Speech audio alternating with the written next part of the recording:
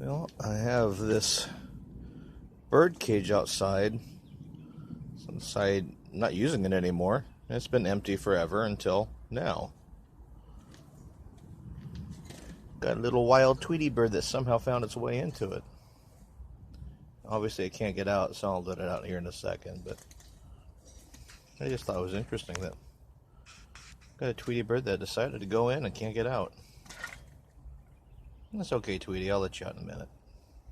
I just saw it like about 2 minutes ago. Anyways, oh, it's backwards.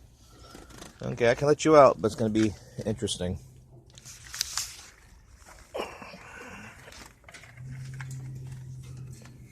Okay, Tweety bird.